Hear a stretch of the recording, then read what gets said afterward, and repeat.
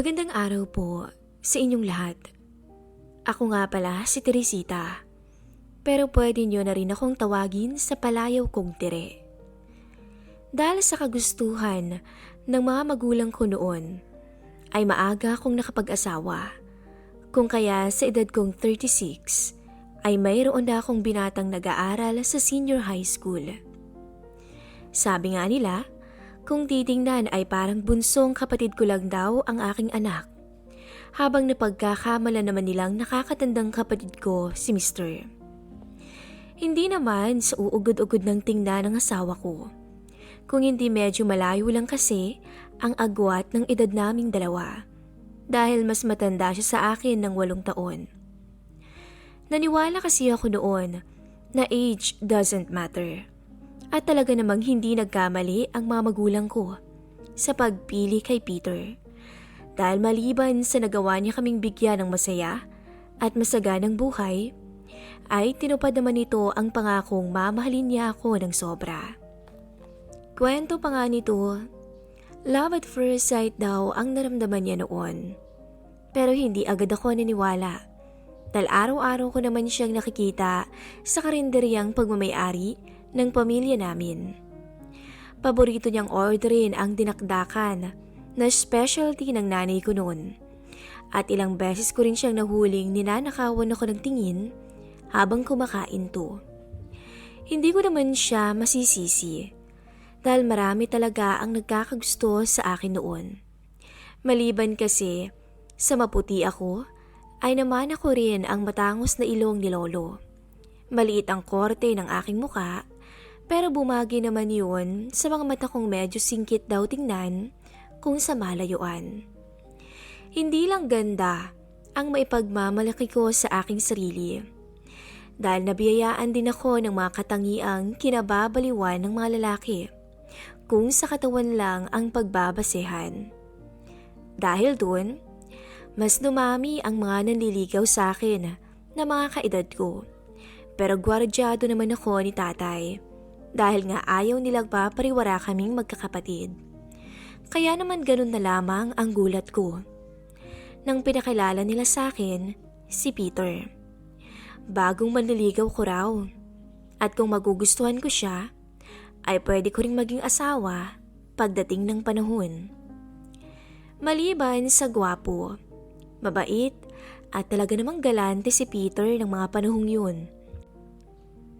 Kung kaya naman mabilis akong nahulog sa kanya. Hanggang ilang buwan matapos niya akong maging girlfriend, ay nalaman ko ang sikreto nito. Mahilig at talaga namang maalam sa usaping kama si Peter.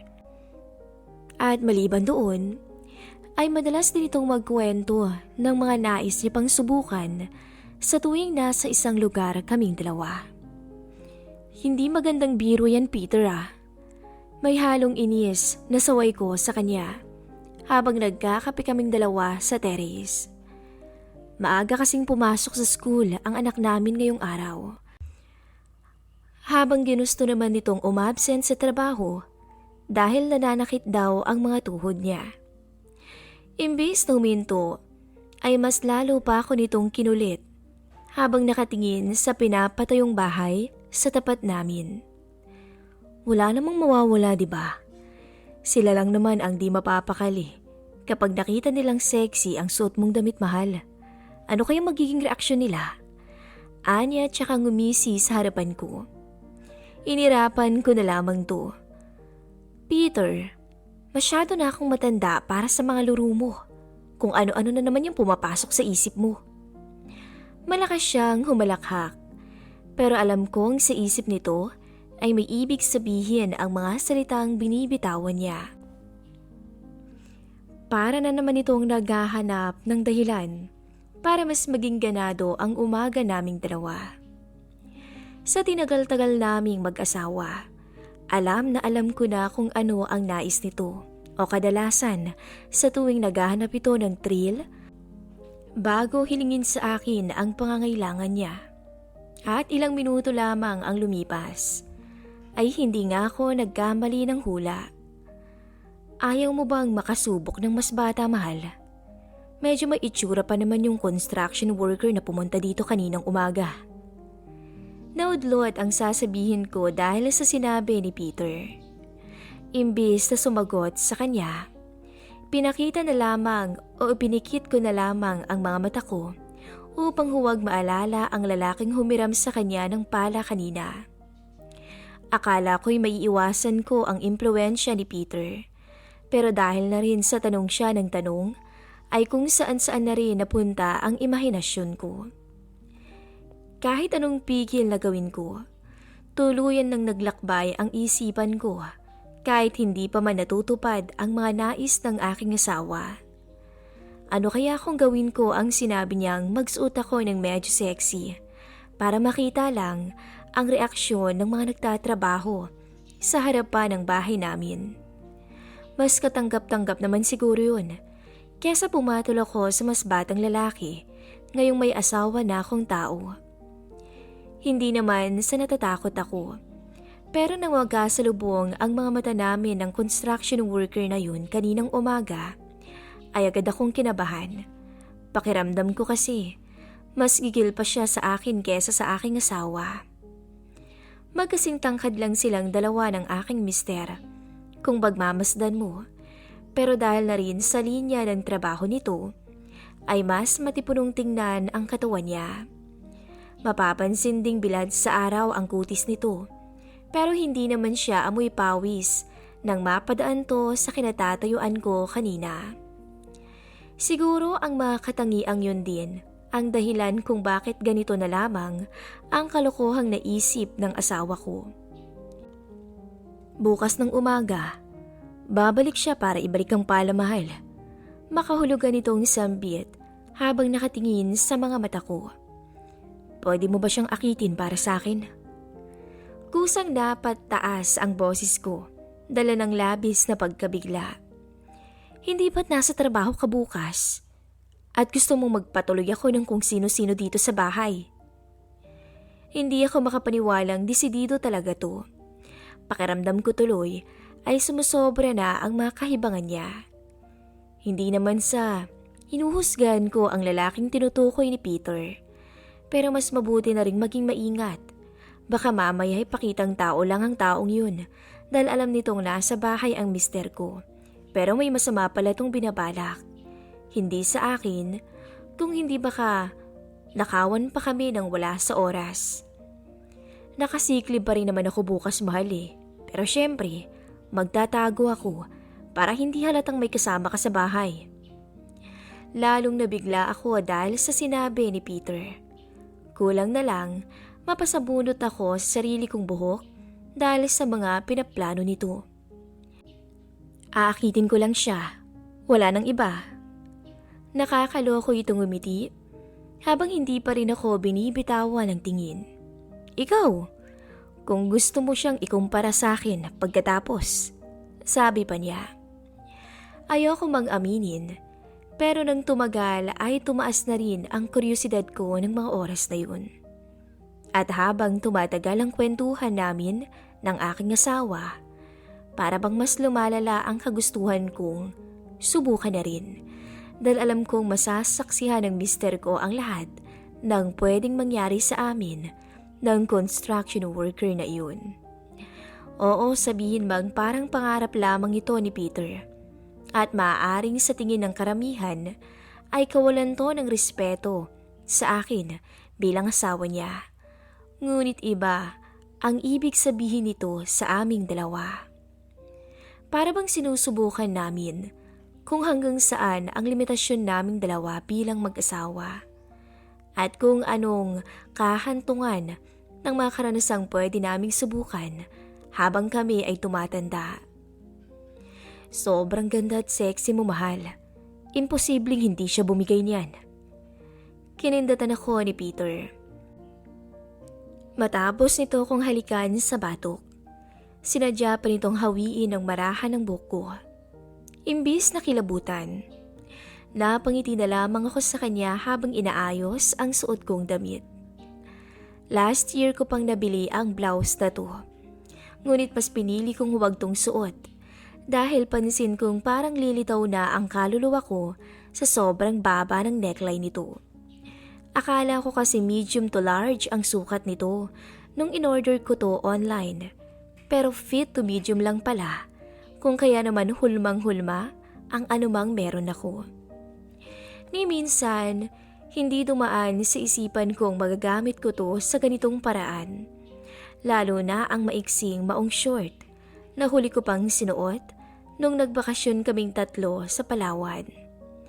Sinadya ko pa kasi tong bilhin noon kahit medyo may kamahalan ng presyo.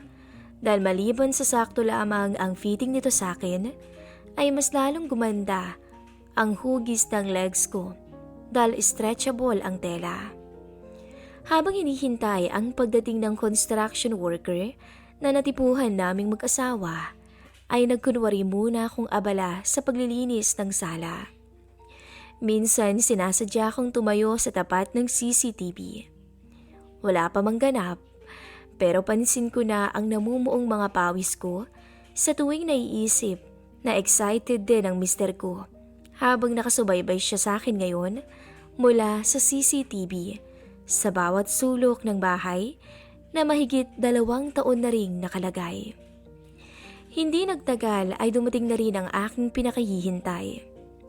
Saglit lang, may halong lambing kong sabi nang marinig ang pagtawag nito ng ma'am na nasundan ng magkakasunod na doorbell. Agad ko naman siyang pinagbuksan ng pinto, tsaka sinalubong ng tingin. Good morning, ma'am. Lihim akong napangiti ng bahagya pa tong mautal habang naiilang akong pinagmasdan. Ibabalik ko na ho sana yung pala na hiniram ko kay sir kahapon. Anito at saka mabilis na binaling ang tingin sa hawak. Sige. Iwan mo na lang dyan sa tabi. Tatalikod na sana ito matapos niyang mailagay sa gilid ang pala. Pero agad na lamang tong nagulat nang makita ako sa kanyang harapan. Pwede ba akong humingi ng pabor?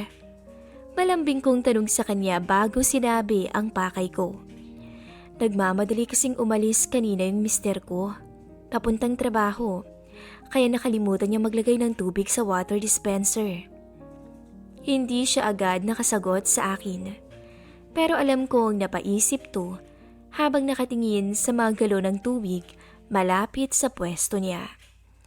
Ano nga ba ulit ang pangalan mo? Tanong ko sa kanya nang mapansing ilang minuto na rin kaming napagitnaan ng katahimikan. Maya-maya, sinadya kong mas yumuko pa sa harapan niya, sabay turo sa galon ng tubig. Halata kong hindi na siya komportable sa tensyong binigay ko sa kanya. Ramon po. Tumango ko sa harapan nito tsaka matamis siyang nginitian. Pwede ba, Ramon? Kung hindi naman nakakaabala sa trabaho mo. Akala ko muli pa tong magdadalawang isip tulad kanina. Pero nagulat ako nang mabilis niyang binuhat ang isang galon ng tubig tsaka tumingin sa akin. Saan po ito dadalhin, madam? Ituturo ko nilang sa'yo kung saan. Tsaka wag mo na akong tawaging ma'am. Ate na lang, okay? Baka naman mas lalo kong tumanda eh. Habang naglalakad sa harapan nito, ay unti-unti na akong nagpapakita ng motibo sa kanya. Alam ko kasing kahit hindi ako mag-effort, ay kusang mapapatulala si Ramon sa akin. Hanggang sa mahuli kong muling nagnanakaw ng tingin sa akin si Ramon. Hindi ko na pinalagpas ang pagkakataon at ako na mismo ang lumapit sa kanya. Natahimik kaya Ramon? Hindi ka ba naboboard ngayon? Mapang-akit ang boses kong sambit habang malambing na napahaplos sa kanyang braso. Inaamin kong nag-enjoy na rin ako ng mga oras na yun. Para akong naglalaro na may halong excitement. Wala mang kahit isang salitang lumabas mula kay Ramon, pero naaaninag ko sa mga mata nito ang matinding gigil para sa akin. May asawa ka na ba, Ramon? Saglit siyang natauhan at para bang napaisip kung magsasabi ba siya ng totoo sa akin.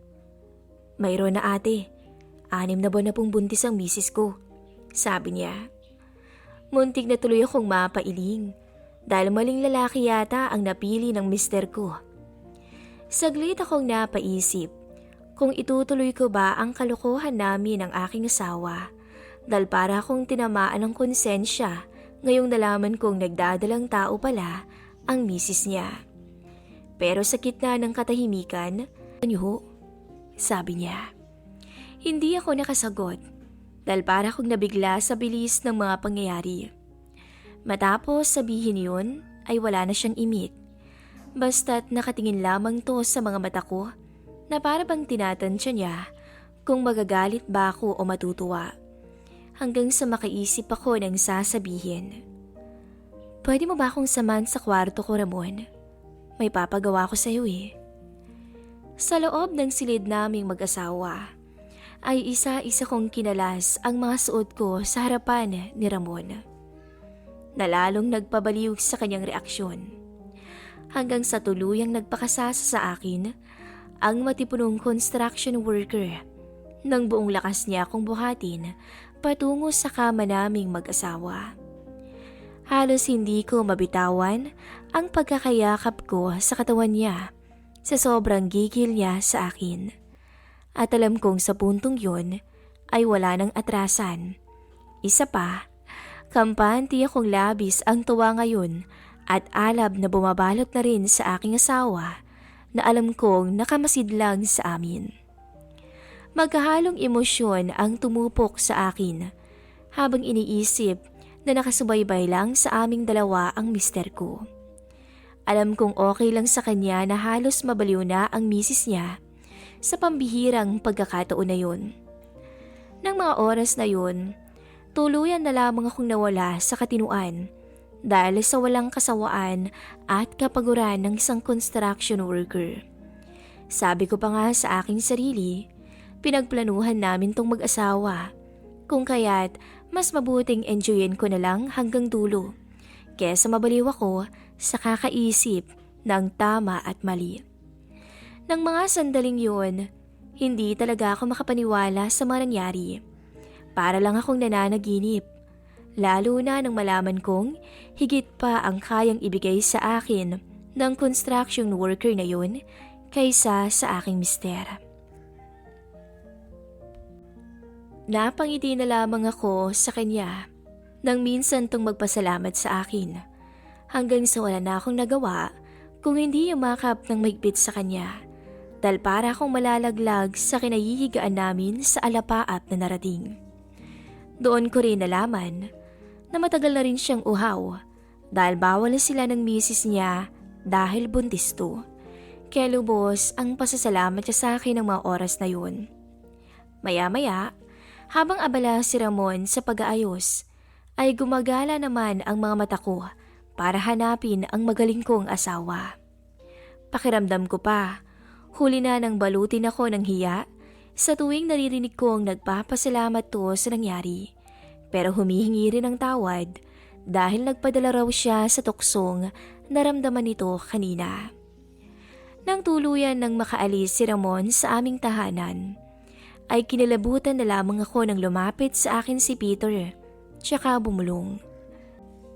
"Alam kong nag-enjoy ka, mahal." Natawa na lang ako sa sinabi nito at malakas siyang pinalo sa balikat dahil sa kantsaw niya. "Huwag mo nang ipapagawa ulit sa akin yun ha. Kung hindi, mag-isa kang tatanda. Sa umpisa lang ako natuwa, sa dulo parang wala na." Siguro hanggang sa tumanda kaming dalawa ng aking asawa, ay hindi ko makakalimutan ang kahibangan niya sa akin. Dahil kasi sa kalokohan ng asawa ko, ay nagawa kong puna ng uhaw ng isang construction worker. Pero sa kabila ng lahat, ay hindi nawala ang pagmamahal ko sa aking asawa. Dahil nakumpirma kong wala ng ibang makakapagpasaya sa akin kung hindi siya lamang. Hanggang dito na lamang po ang aking istorya. At maraming salamat po sa mga nakinig.